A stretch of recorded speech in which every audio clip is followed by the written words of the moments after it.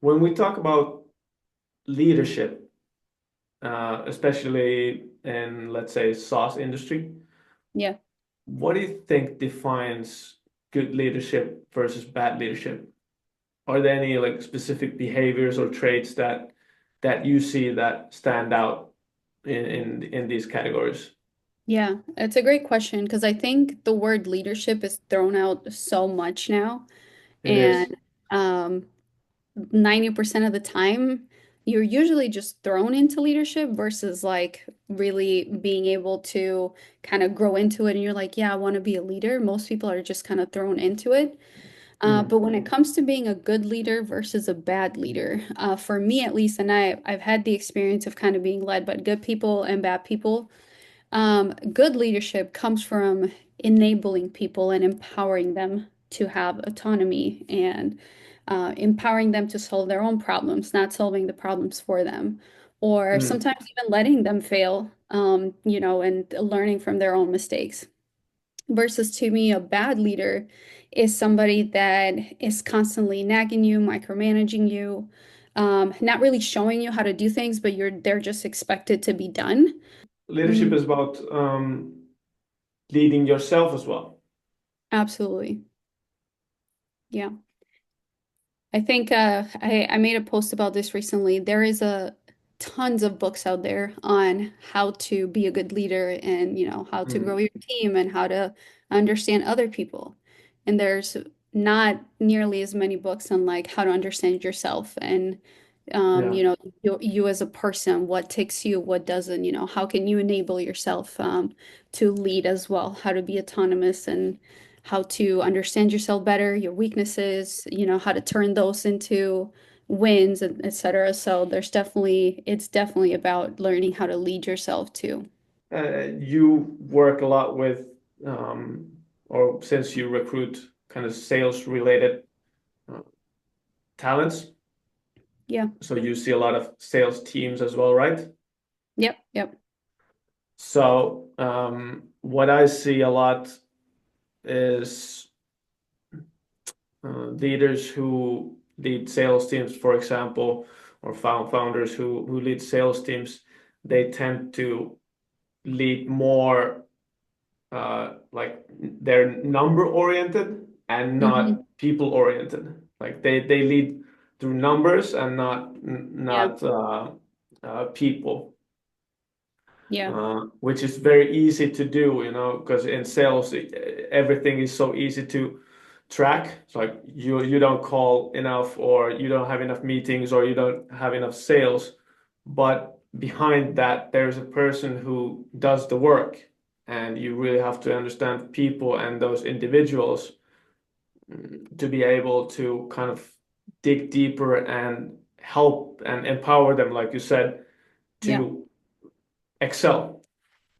Yeah. And I think we briefly spoke about this before together, but one thing that I discovered in the last year and a half was this thing called predictive index. And this is Mm. a sort of professional personality test where it really makes you Oh yeah. understand one, yourself, what kind of person you are, and then two, is extremely helpful in leading people.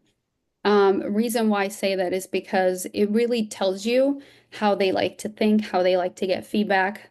Whether they're like the type of person that's flexible or really by the book.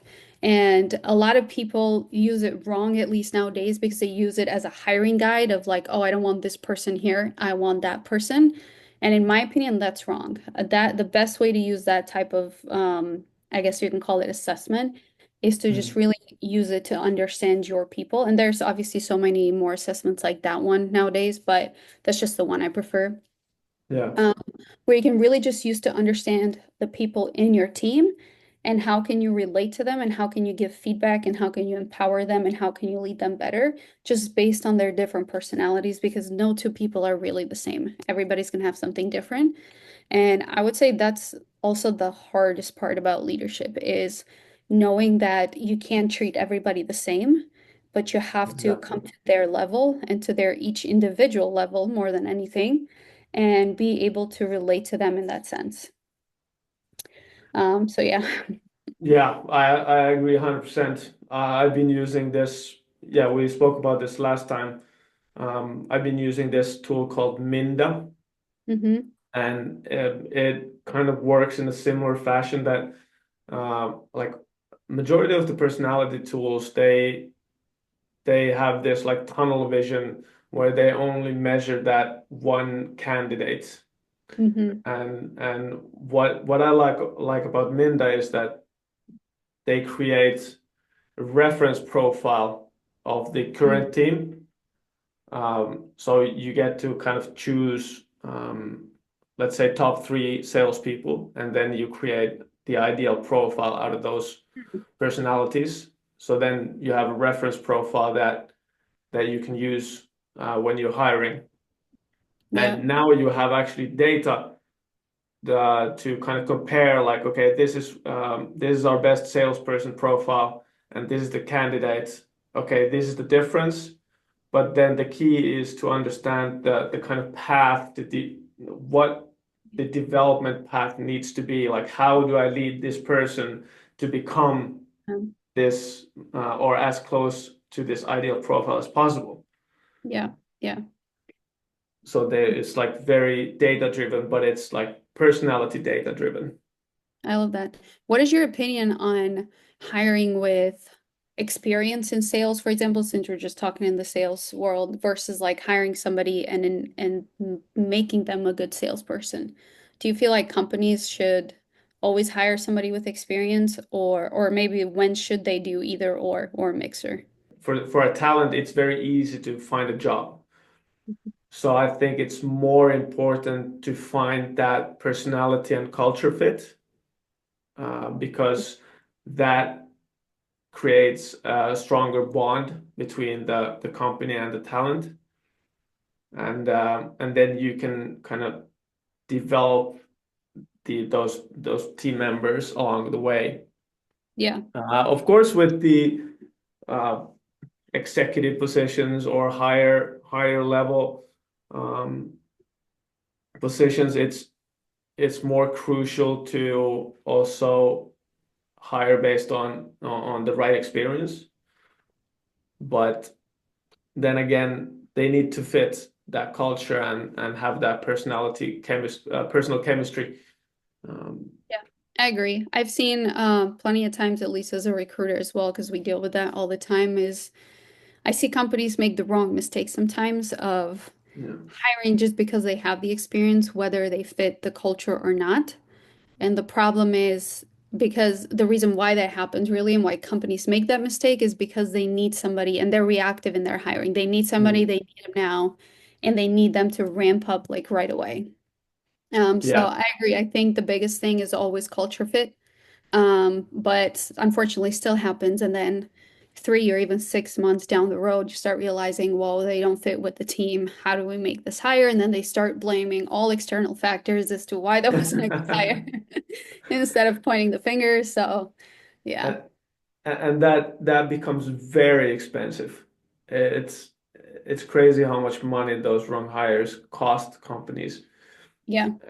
And then and those are not easy decisions to make when you kind of have to look in the mirror and say like, oh shit, I made a wrong mistake, and I made a wrong decision, Yeah. and I need to get rid of this one person, and Yeah. that's never an easy place to be in. No, not at all. And honestly, like I think about that a lot because obviously, at least in my world, where I'm also always dealing with people's families, and there's a reason why, they leave a position to go to the next one, and their livelihood depends on it. So I take that as a job very seriously. And Mhm. I always think, even at least hiring internally, I'm always thinking like, are we hiring the right culture? Is it the right skill set from there? Are they coachable? Because if again, like if that happens 3 to 6 months later down the road, now not only I cost myself money, I cost myself mental stability because it's hard. Yeah. Then I cost this other person, now affected their family, and there's like a domino effect to everything. And now imagine if the company does this with one person, now imagine they do it with two or three because they need 2 to 3 people right now. And that's where I think most companies don't understand how one decision can impact so much. the Yeah. rest of the company and everybody affected by it.